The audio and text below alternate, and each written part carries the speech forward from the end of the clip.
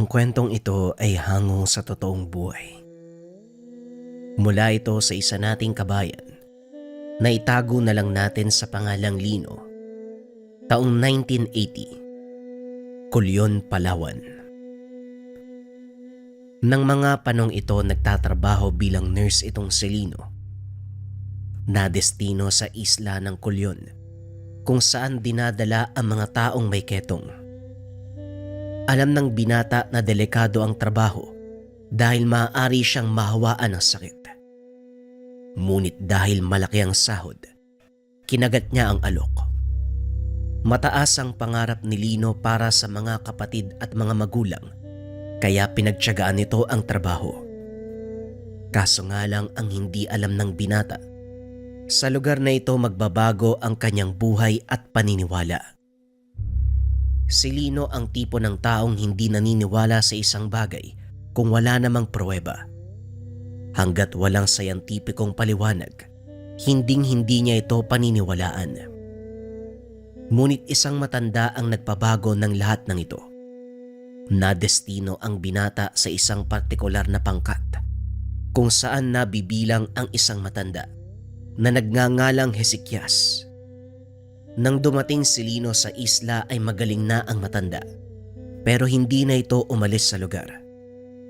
Minsang kinausap ni Lino si Tatang Hezekias at ang dahilan nito, wala na siyang babalikang pamilya sa pinanggalingang lugar. Mabait at kahit papano, nakakatulong ang matanda sa mga kapwa nito pasyente. Binigyan ng sariling kubo ang matanda at sa likod nito may maliit na hardin ang matanda na may mga tanim na halamang gamot at kaunting gulay. Naging mabuting magkaibigan si Lino at ang matanda. Ang tanging hindi nila mapagkasunduan ay ang paniniwala. Si Tatang Hezekias, relihiyosong tao, dating albularyo, at bago nagkasakit. Ayon sa matanda, hindi ketong ang naramdaman niya. Gawa ito ng isang malakas na mambabarang. Tatang, ano po bang ginagawa niyo bago ka nagkaketong? Ilang beses ko nang sinabi sa'yo na hindi ketong ang sakit ko. Gawa ito ng isang mambabarang. Nagtanim siya ng mga insekto sa katawan ko na unti-unting kumain ng mga laman at malalambot na buto. Tatang, hindi totoo ang mga mambabarang. Wala namang sapat na batayan na umiiral sila sa mundo natin. Ketong po ang naging sakit nyo. Naipapaliwanag ng siyensya at may mga sintomas na makakapagpatunay nito. Hindi na ako makikipagtalo sa'yo, Leno. Basta alam ko sa sarili ko kung ano ang totoong dahilan ng pagkakasakit ko. Ay nako, pagtatalunan na naman natin yan mamaya. Sige na nga ho. Maiwan ko na kayo, may gagawin pa ako. Buti alam mo. Dito ka na magapunan mamaya, Leno. Sige po. Gusto kong kumain ng sariwang gulay. Pag-uusap ng dalawa. Ang gawain ni Lino sa araw-araw bilang nurse, mag-ikot sa buong paligid, magbigay ng gamot sa mga pasyenteng naroon. 4 silang magkakasama sa lugar, kasama ang ama ng binata. Nagtatrabaho ito bilang hardinero at ang tanging tao na pwedeng maglabas-masok sa isla. Sa mga hindi nakakalam, ang isla ng Culion hiwalay sa mismong kapuluan ng probinsya ng Palawan. Pinili ang lugar na ito dahil sa kanyang lokasyon at upang maiwasan ang paglaganap ng mikrobyo na dala ng mga pasyente. Tatay, hanggang ngayon ba, ginagapas mo pa rin yung mga kugon dyan? Ang tagal na niyan Habang tumatagal, lalo silang dumadami. Mas mabuti nga sigurong sunugin na lang ang mga to. Delikado tay, masyadong malakas ang hangin dito sa isla. Baka madamay ang mga pasilidad. Nga pala, luluwas ako sa Kapitolyo. Meron ka bang ipapabili? Wala naman tay. Ikumusta mo na lang ako kay nanay pag nakauwi na sa atin. O sige, walang problema. Maalala ko, hindi ba nagtatanim ng mga halamang gamot si Tatang Hezekias? Maaari mo ba ako ikuha ng para sa ubo? O sige po tay, mamaya dadaan na lang ako sa kubo niyo. Ito ang laging tagpo sa isla. Sa tuwing luluwas ng Kapitolyo si Mang Berhel, nagdadala ito ng mga halamang gamot mula sa hardin ni Mang Hesekias. Madalas ding magkausap ang dalawa, lalo na tuwing babalik si Mang Berhel mula sa Kapitolyo, nagdadala ng alak at sariwang isda para pang ulam at pangpulutan. Hindi gaya na Lino, kahit papano may alam si Mang Berhel sa mga bagay-bagay na sinasabi ni Tatang Hesekias. Kaya mas matagal silang nagkakausap. At kung minsan, kahit ubos na ang inumin, patuloy pa rin ang kwentuhan nila. Alam mo, Manong Lino, nagtataka ako sa'yo eh. Sa tanda mong yan ni minsan, hindi pa kita nakitang nalasing. Simula nang gumaling ang sakit mo, hindi ka na nagkakasakit kahit simpleng ubo lang. Yan ang sekreto ng mga aral na natutunan ko, Berhel. Gusto ko din sanang ituro kay Lino, kaso hindi naman siya naniniwala. At hindi ko rin naman pwedeng ituro sa'yo dahil masyado ka nang matanda para doon. Ano po bang aral yan, Manong? Masyadong komplikado ko, ipapaliwanag ko lang sa'yo. Sandali, may kukunin ako. Pumasok ang matanda sa loob ng kubo at nang lumabas, meron siyang dalang mga libro. Ano po tong mga libro, Manong? Ang mga yan ay kasulatan mula sa aking mga naging guro. Silang nagturo sa akin kung paanong gagamitin ang mga orasyong nakapaloob sa 4 na aklat na yan. Biglang nabalot ng kuryosidad si Mang Berhel, kaya sinimulan nitong basahin. Sa kasamaang palad, napakadilim sa lugar at tanging maliit na gasera lang ang nagsisilbing ilaw. Teka lang po hindi ko masyadong mabasa kasi madilim. Hindi naman kita pinipilit na basahin ang mga yan. Kung gusto mo, bumalik ka bukas. Nakaramdam ng antok si Mang Berhel, kaya nagpaalam na ito upang magpahinga. Kinabukasan matapos ang trabaho, muling bumalik ang Ginoo sa kubo ng matanda. Mukhang alam ko na kung bakit ka nandito. Sandali lang, kukunin ko mga libro. Pumasok ang matanda sa kubo at nang lumabas, dala niya ang mga aklat. Sa hindi malamang dahilan, nakaramdam ng kaba si Mang Berhel. Kinuha nito ang isa sa mga aklat at sinimulang basahin. Habang nagbabasa ang Ginoo, ipinaliwanag ni Tatang Hesekias ang nilalaman ng kanyang mga binabasa. Ang aklat na hawak ni Mang Berhel naglalaman ng mga pamamaraan sa panggagamot, mga orasyon para magtanggal ng sakit sa katawan at kahit paglunas sa malalaking karamdaman. Nagtataka ako, Manong, kung talagang nakakagamot tong mga dasal na to ng karamdaman. Bakit hindi mo ginamit sa mga taong may sakit dito? Pwede ko namang gamitin, kaso nasa tao ang problema. Sa ganitong larangan, paniniwala ang pinakamahalagang aspeto. Mahirap gamutin ang isang taong walang paniniwala. Tama ka naman, Tatang. Nasa tao nga naman kung maniniwala sila o hindi. Habang nag-uusap ang dalawa, dumating si Lino. Nakita nito ang 4 na aklat at dahil mahilig magbasa ang binata, dinampot niya ang mga aklat na naglalaman ng mga aral tungkol sa mga engkanto. May mga ganitong uri ka pala ng aklat, Tatang Hesekias? Teka, parang sulat kamay lang ang mga to . Huwag mo sabihin ikaw yung gumawa ng mga aklat. Hindi ako gumawa ng mga aklat na yan. Ipinamana sa akin ng naging guro ko. Hindi ko alam kung sino talagang may akda ng mga yan. Lino, bakit hindi mo nalang basahin? Para kahit papano, meron kang ideya sa mga sinasabi ko sa'yo. Wala naman sigurong masama kung babasahin ko mga to. Pero maiba ako. May pasyente kasi nakakarating lang. Medyo mahirap kausapin eh. Ayaw niyang lapitan siya ng mga doktor. Tatang, baka pwede mo akong tulungan. O siya, sige. Wala naman ako ginagawa eh. Nasaan ba ang pasyente? Naroon po sa kabilang gusali. Tara, puntahan po natin. Habang naglalakad papunta sa kabilang gusali, narinig ng mga ito ang sigaw ng pasyente. Bakit nagwawala ang pasyente nyo? Sa pilitan ba siyang dinala dito? Hindi naman po. Nanggaling sa Maynila ang pasyente. Simula nang dalhin siya dito, hindi na maganda ang kinilos niya. Hindi sigurado ang mga doktor doon kung talagang ketong ang sakit eh. Pero kinakikitaan ng mga sintomas, kaya minabuti ng mga doktor na ipadala dito. Ganun ba? Sandali lang. Antayin mo muna ako dito. Hanggat maaari, palisin mo muna yung mga kasama mo. Dali-daling umalis ang matanda papunta sa kubo. At nang bumalik, may dalang maliit na patpat. Anong gagawin mo sa patpat na yan? Manood ka na lang para malaman mo kung ano ang gagawin ko.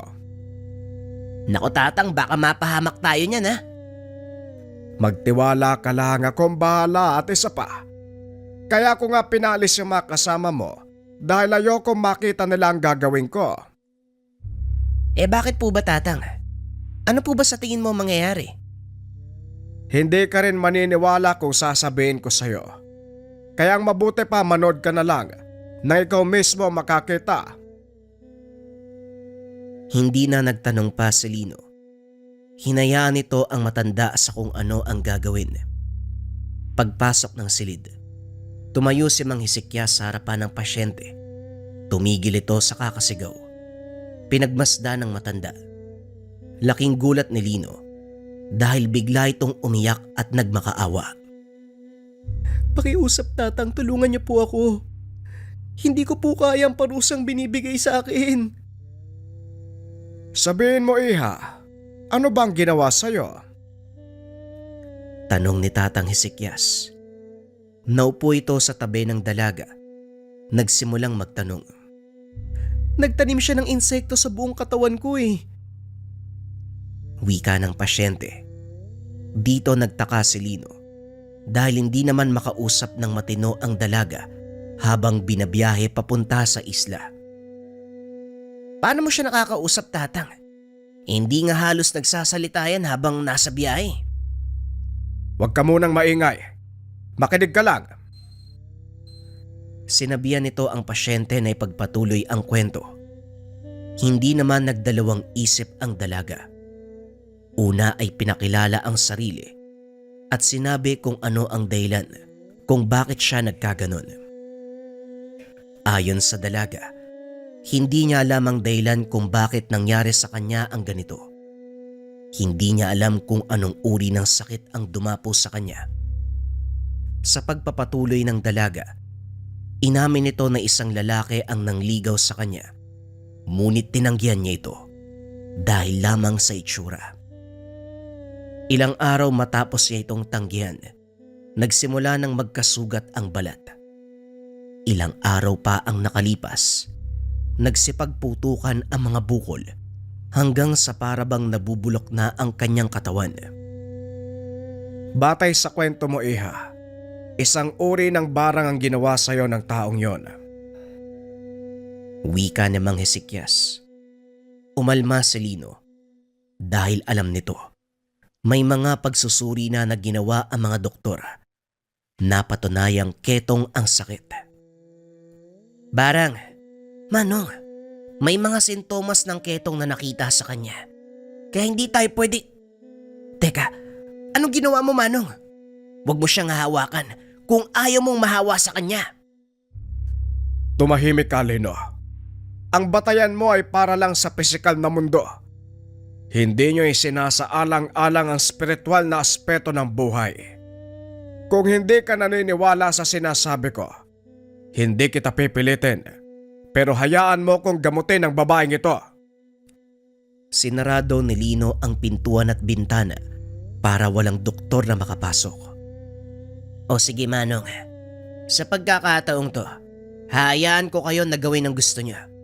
Pero pagkatapos nito magpapatingin kayo sa doktor upang masiguro na hindi kayo nahawaan. Hindi na kailangan. Ngayon maupo ka sa sulok at manood. Iha, medyo masakit ang gagawin ko. Pero tiisin mo lang dahil para ito sa'yo. Naiintindihan ko po, Tatang. Tiniis ko ng ilang buwan ng hirap at sakit. Siguro, baliwala ang sakit na titiisin ko sa loob lamang ng ilang oras para lang po gumaling.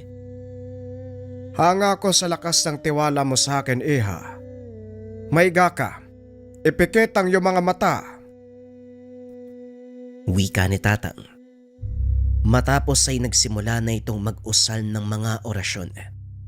Habang ang mga kamay nakatapat sa ulo ng dalaga, maya-maya pa ay nawalan ito ng malay. Nanlaki mga mata ni Lino dahil nagsimulang magtubig ang mga sugat ng dalaga at mula sa mga butas sa kanyang balat, naglabasan ang maliit na uod. Napapalunok ng laway si Lino. Ito ang unang beses niyang nakakita ng buhay na uod na lumalabas mula sa katawan ng isang buhay na tao. Gumapang ang mga ito sa kobrekama, pababa ng saig. Kaso nga lang hindi na ito nakakalayo dahil ilang segundo lang matapos lumabas sa katawan ng pasyente, kaagad namamatay ang mga ito. Matapos ang halos isang oras ng pag-uusal ng dasal, huminto si Tatang Hezekias. Tumayo at nagpunas ng pawis. Ano po nangyayari, Tatang? Saan po nanggaling yung mga uod na yun? Nakita mo naman, hindi ba? Nanggaling sila sa katawan ng pasyente. Pero hindi pa ako tapos dahil siguradong nasa loob pa ng katawan niya ang uwag. Uwang, hindi ba isang uri ng salagubang yun? Tama ka. Nako naman Manong sa uod naniniwala ako. Pero sa uwang, parang imposible naman yatang… Alam kong hindi ka naniniwala. Kaya nga ang sinasabi ko sa'yo, manood ka. Baka sakaling kapag nakita mo, sa ganung paraan maniwala ka na totoo ang mga mambabarag. Nakita nito kung gaano kaseryoso ang mukha ng matanda. Kaya hindi na muli pang nagsalita si Lino. Muling bumalik si Tatang Hezekias sa pasyente. Ipinagpatuloy ang pag-uusal ng mga dasal. Sa pagkakataong iyon, nanginginig na ang katawan ng dalaga. Nakanganga ang bibig. Lino, halika. Tulungan mo kong itagilid ang katawan ng pasyente. Bilisan mo. Pero, wala akong dalang pamproteksyon sa kamay, Tatang. Baka mahawa ko. Magtiwala ka sa akin. Hindi ka mahahawa, Lino. Dahil kagaya ng sinabi ko sa'yo, hindi ketong ang sakit ng pasyente. Napasigaw ng malakas si Tatang Hezekias. Kaya naman dali-daling kumilos si Lino upang tumulong. Pinatagilid nila ang katawan ng pasyente. Hindi makapaniwala si Lino nang makitang lumabas ang dalawang malaking uwang mula naman sa bunganga ng dalaga. Paanong nakapasok yung ganyang kalaking uwang sa katawan ng pasyente, Tatang? Sa pamamagitan ng salamangkang itim, Lino. Ang tawag sa karunungang ginamit sa kanya ay pamaham.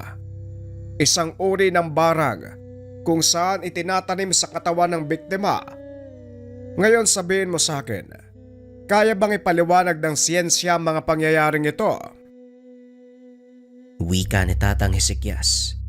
Sabay taas ng damit ng dalaga. Nawala ang maliliit na sugat nito sa balat. Maging ang mga pamamaga at peklat na dulot ng mga naunang sugat. Kinusot ng binata ang kanyang mga mata sa pag-aakalang pinaglalaroan siya ng imahinasyon. Teka, paano nangyari to?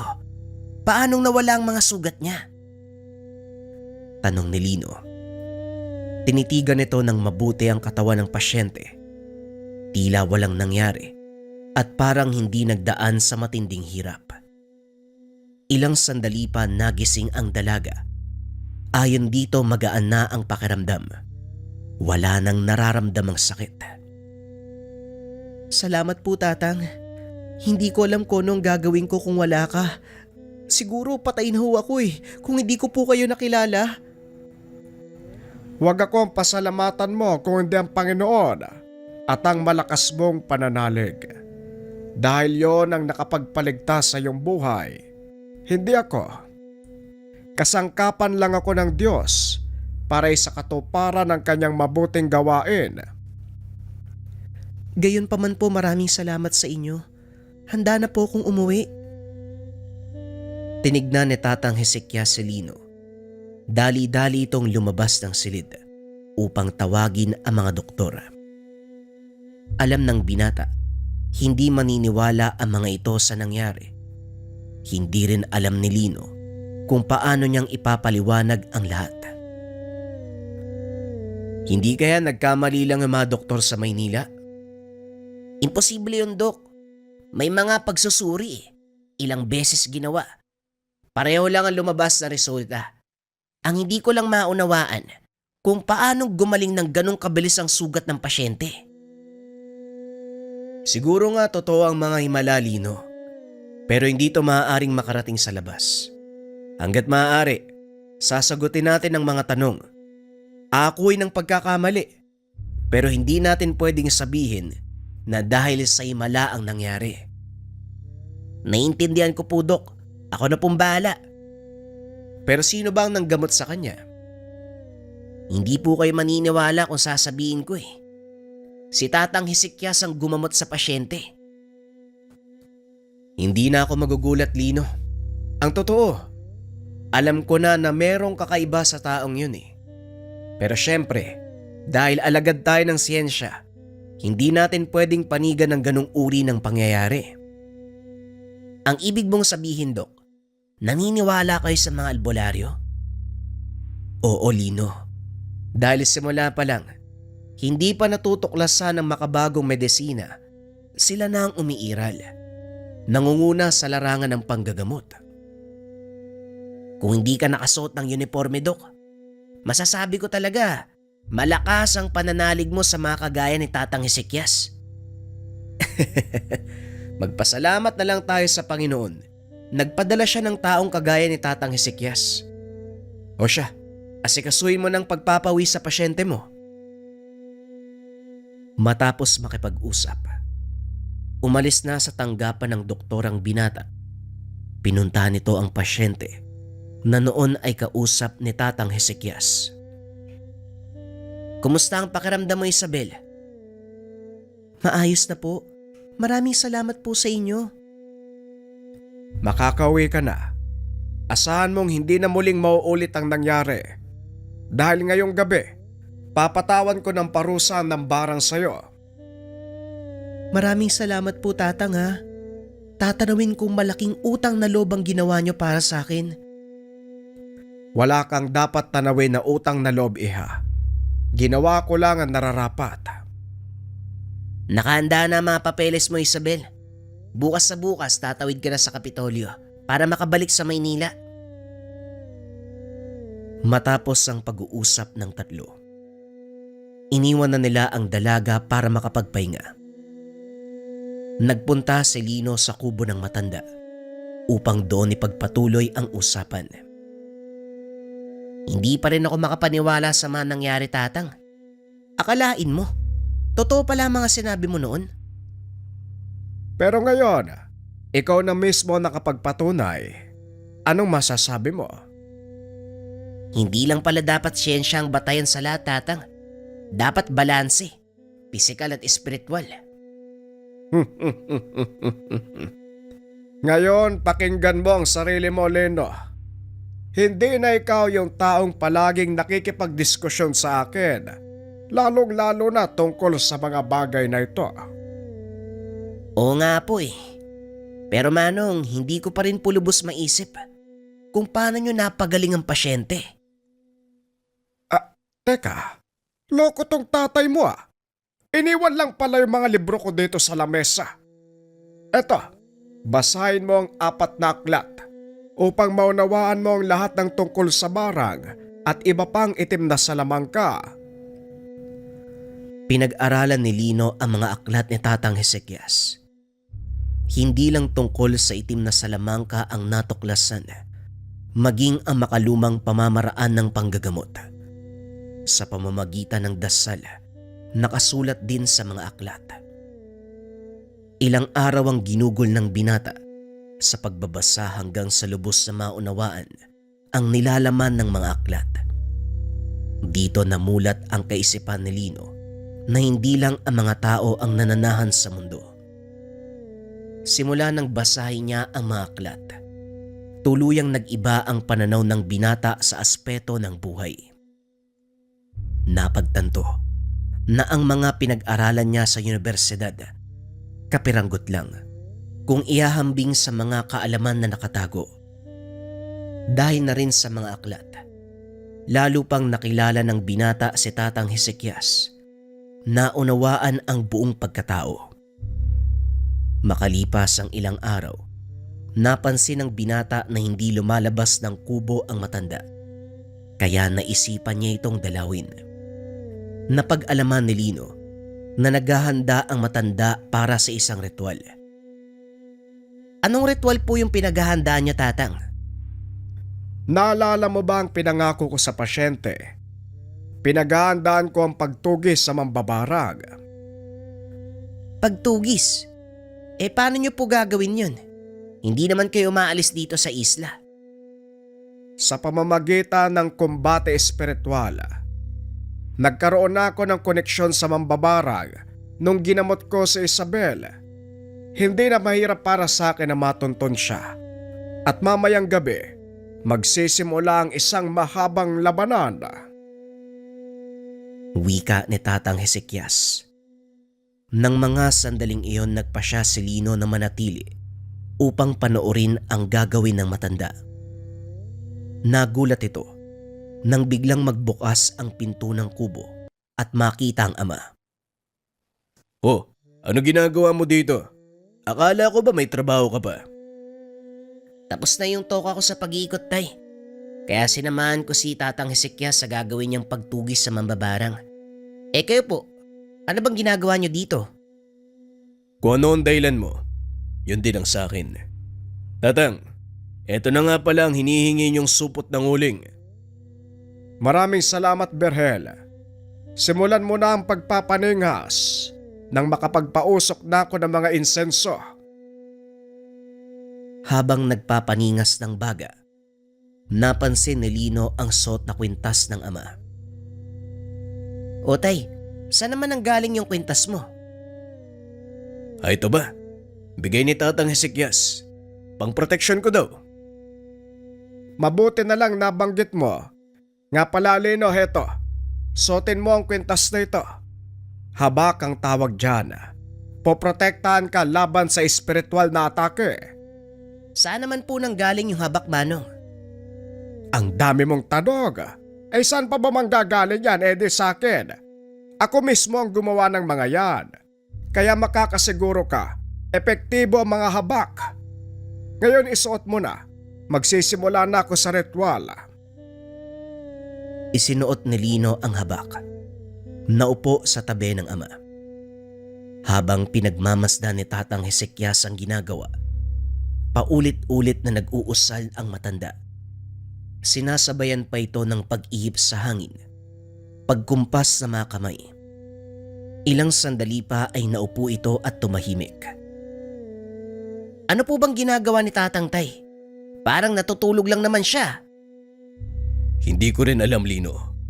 Ang mabuti pa manood lang tayo. Wika ni Mang Berhel. Muli nilang ibinaling ang tingin sa matanda. Nakitang nanginginig ang katawan nito. Akmang lalapitan na sana ni Lino nang bigla itong magsalita. Diyan ka lang. Huwag kang lalapit.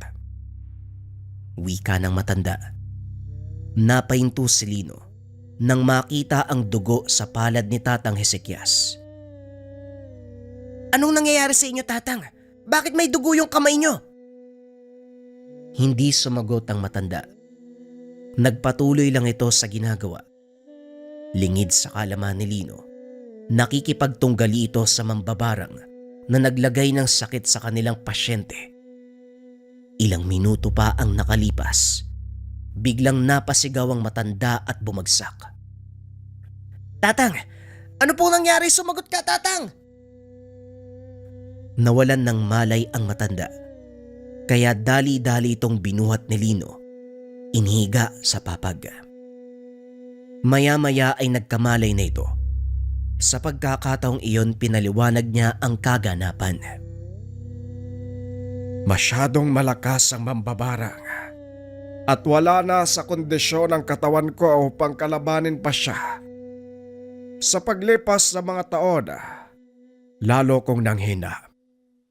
Hindi ko ngayon alam kung paano kong tutuparin ang pangako kay Isabel. Hindi na po mahalaga kung di ka manalo, Tatang. Ginawa niyo naman po nararapat eh. Magpasalamat na lang tayo na nagawa niyong makaalpas. Pero hindi lang yon ang natuklasan ko. Ang mambabarang na nakasagupa ko ngayon lang, siya din ang nakalaban ko noon. Ang mambabarang na sinasabi niyong nagbigay ng sakit sa inyo. Oo, Lino. Siya nga. At hindi malabong matuntun niya ako. Ano pong gagawin niyo kung sakali, Tatang? Kailangan ko siyang harapin. Ito lang ang tanging paraan para matapos ang laban. Paano mo siyang matatalo, Tatang? Ang sabi mo wala na sa kondisyon ng katawan mo ah. Tama ka. Wala na nga sa kondisyon ng katawan ko. Kaya ikaw ang haharap sa kanya. Teka, wala akong alam sa ganyang larangan, Tatang. Bakit ako yung haharap sa taong yun? Magtiwala ka lang sa akin, Lino. Ako ang magtuturo ng mga dapat mong gawin. Pero Tatang, hindi ako sigurado kung matatalo ko isang batik ang mambabarang. Nagawa nga kayong taniman ng sakit eh. Kung tutusin, mahusay na kayong manggagamot. Ako, ngayon pa lang matututo. Halos wala nga akong karanasan dyan eh. Hindi nga ako naniniwala dyan eh. Alam ko. Kaya nga wala kang dapat sayangin na oras. Hindi mo pa rin ba napapagtanto? Napapagtanto? Ang alin, Tatang? Ang lahat ng ito ay may dahilan kung bakit ipinakita sa iyo ng Diyos ang mga ganitong bagay. Pero Tatang, huwag ka nang magdahilan. Ihanda mo ang iyong sarili dahil bukas na bukas magsisimula na ang iyong puspusang pagsasanay. hindi na nakatanggi si Lino dahil naisip nito ang maaaring kalabasan kung sakaling hindi niya tanggapin ang alok ng matanda. Marami ang mapapahamak, kabilang na ang mga kasama nila sa isla. Kinabukasan, sinimulan ni Tatang Hezekias ang pagtuturo sa binata. Ang unang aral na itinuro nito, kung paanong kontrahin ang pamaham na karaniwang ginagamit ng mga mambabarang. Nakasaad ang mga aral na ito sa unang aklat na naglalaman ng mga paraan kung paanong gamutin ang kulam, barang at panggagambala ng mga engkanto. Ngayong alam mo na ang aral kung paanong kontray ng mga mambabarang. Ituturo ko naman sa iyo mga dasal na maaaring gamitin para mahuli sila at ikulong sa ibang dimensyon. Ibang dimensyon? Pwede pala yun, Tatang? Oo. Yon ang ginawa ko nang subukan kong labanan ng mambabarang na nagbigay ng sakit sa akin. Ngunit matinding konsentrasyon ang kailangan upang magawa ito. At sa oras na mawala ka sa wisyo, makakawala ang kaluluwa ng mambabarang at siguradong ikaw ang mamamatay. Delikado pala yung aral na tumanong eh. Parang pinanghihinaan ako ng loba. Hindi ito ang oras para dyan. O siya, maganda ka na. Sisimulan na natin ang ikalawang bahagi. Nagpatuloy ang pagsasanay ni Lino hanggang sa tuluyan niyang makabisa ang lahat ng aral na dapat matutunan At upang masubukan, gumawa ng paraan si Tatang Hezekias. Kahit papano may nalalaman sa pambabarang ang matanda. Ginamit nito ang isa sa mga kasamahan ni Lino. Dali-dali niya itong inalalayan papasok sa isang silid. Kagad kinakitaan ng binata ng senyales ng kulam ang kasama. Siniguro ni Lino, walang makakakita sa gagawin niya. Sinarado ang pintuan ng silid. Sinimulang gamutin ng kasama. Wala itong malay ng mga sandaling iyon. Kaya kampante si Lino na wala itong maaalala. Nasa kalagitnaan ng panggagamot ang binata nang maramdaman nito ang presensya ni Tatang Hezekias sa katawan ng kasama. "Tatang, alam kong ikaw ang may gawa nito kaya pakiusap. Itigil mo na." Wika ng binata. Nasa likod lang ng silid ang matanda. Nang mabuko ito ni Lino, lumabas sa pinagtataguan at pumasok sa silid. Mahusay. Ngayon masasabi ko na handa ka ng harapin ang totoong mambabarang. Pero paano po natin siya mahanap, Tatang? Huwag kang magmadali. Darating tayo dyan. Sa ngayon ang kailangan mong gawin ay maghanda. Sige na, ako nang bahala sa isang ito.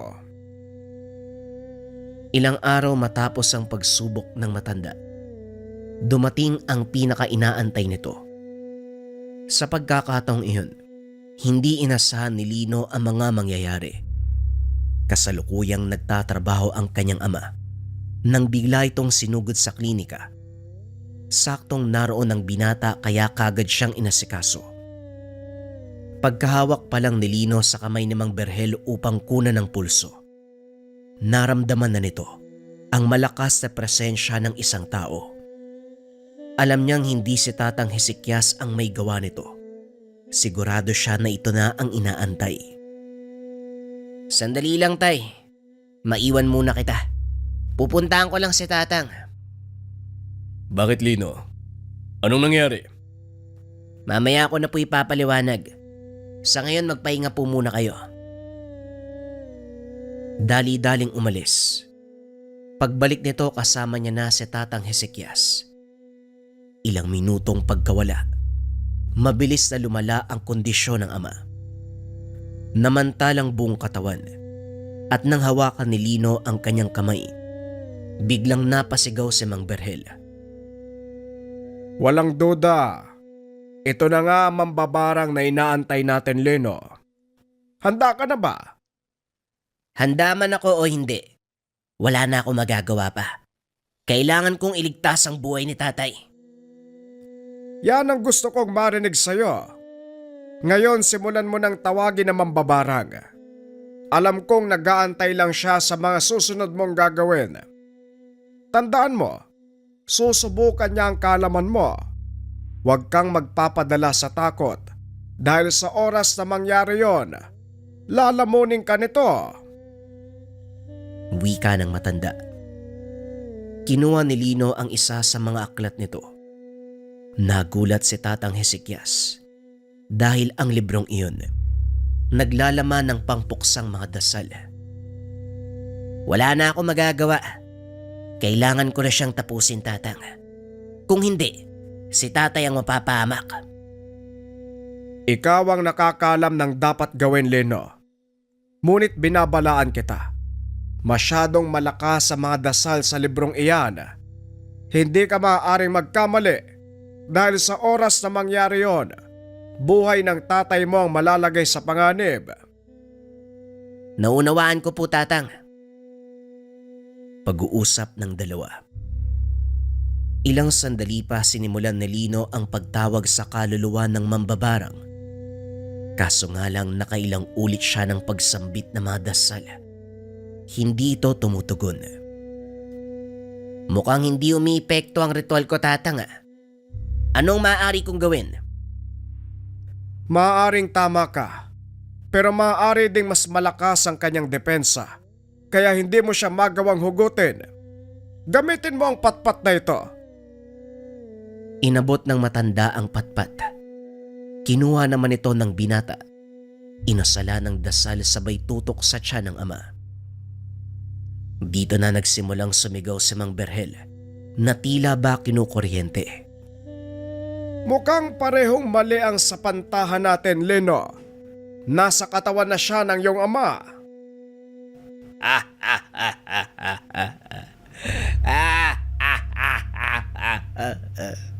Nahuli mo ko, tanda. Ngunit sa palagay mo ba, matatalo mo ko? Tinanggap ko na ang pagkatalo ko sa'yo. Kaya nga haharap ka sa isang bagong katunggali. Nandito ako. Ako ang harapin mo. Wika ni Lino. Ibinaling ni Mang Berhel ang tingin sa binata, ngunit tila hindi niya ito nakikita. Nasaan ka? Magpakita ka sa akin. Nagulat si Tatang Hezekias dahil nagawang gumamit ni Lino ng sabulag kasabay ng kanyang poder at depensa. Hindi na mahalaga kung hindi mo ako makita. Naririnig mo naman ako, di ba? Karuwagan ang hindi mo pagpapakita. Mas karuwagan ng manakit ng iba sa pamamagitan ng kakayahan na binigay sa'yo. Ipinangako ko sa sarili ko na sa oras na mahuli kita, hindi ko napapalampasin ang pagkakataon. Nagawa mong talunin si Tatang Hezekias. Ibahin mo ko dahil ihahatid kita sa impyerno. Wika ni Lino, sabay buklat ng mga pahina sa hawak na aklat. Nag-usal ito ng mga dasal. Sunod-sunod na pamparusa ang inihip nito sa patpat. At nang muli niyang idikit sa katawan ng ama ang bagay na yon, umangat ang katawan nito habang nagpupumiglas. Panay din ang pagsigaw nito, bagay na nakakuha naman ng atensyon ng mga tao sa pasilidad. Bilisan mo na, Lino. Kailangan mo nang tapusin ang laban bago pa mahuli ang lahat. Huwag kang magmadali, Tatang. Darating tayo dyan. Ngayon ipapalasap ko sa kanya ang lahat ng sakit na pinaranas niya sa mga naging biktima. Tuloy-tuloy sa pagsigaw ang mambabarang na nasa loob ng katawan ni Mang Berhel. Hindi ito tinigilan ni Lino hanggang sa kusa na itong sumuko. Sino ka? At bakit ganyan kalakas ang kapangyarihan mo?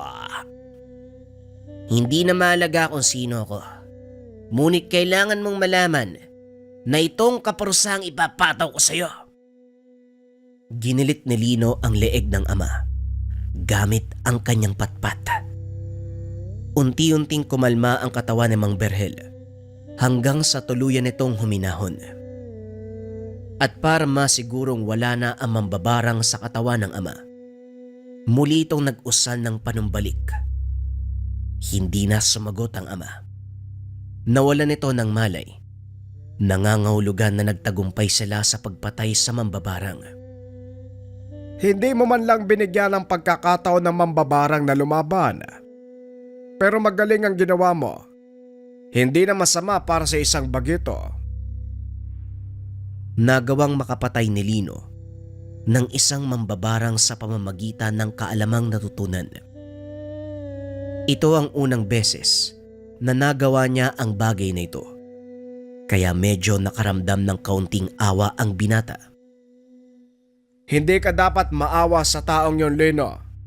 Isipin mo na lang ang mga penerwisyo niya na nabigyan mo ng katarungan. Hindi ito ang sinumpaan kong tungkulin. Naging alagad ako ng medisina para magligtas ng buhay. Hindi para kumitil. Pero para sa mga ganung uri ng tao, babaliwalain ko ang pinangako ko sa sarili. Ito ang naging dahilan ng pagbabago ng buhay ni Lino. Ilang taon pa ang nakalipas. Tuluyan ng gumaling ang lahat ng pasyente sa lugar. Nagpasya din si Lino na bumalik sa Kapitolyo upang mamuhay ng normal. Hindi na nito nagawang mag-asawa. Itinoon ang pansin sa pagtatrabaho at sa bagong tungkulin. Si Tatang Hezekias naman, tuluyan ng namaalam. Ngunit ganun pa man, masaya itong iniwan ang mundo dahil alam niya, matagumpay niyang naipasa at naipamana sa isang binata ang 4 na malalakas na aral, ang 4 na aklat ng ermitanyo. Nangangailangan ka ba ng pampaswerte at gabay sa career, health, love life, and finance? Narito ang Gabay Medalyon, Gabay Pangkalahatan. Kung papansin nyo mga kabayan, ang simbolismo na nasa loob ng Gabay Medalyon ay mula sa old alphabet ng mga Pilipino na kung tawagin ay baybayin. Ang ibig sabihin yan ay kalasag, kalakasan, kayamanan, at katalinuhan. Yung nasa gitna naman mga kabayan ay inspired sa buskalan tattoo na ang ibig sabihin ay travelers and compass. Pampaswerte at gabay sa career, health, love life, and finance. Meron tong 6 na sangkap sa loob. Gawa to ng 6 na antingero mula sa Negros. Sila'y nagkonsagra, sila'y nagbasbas. Kaya kung nangangailangan ka ng swerte at gabay sa 4 na aspeto ng buhay, pwede mong subukan ng Gabay Medalyon. Kung interesado ka, i-search lang ang shop ng Lika Merchandise or pindutin yung yellow basket na nasa baba.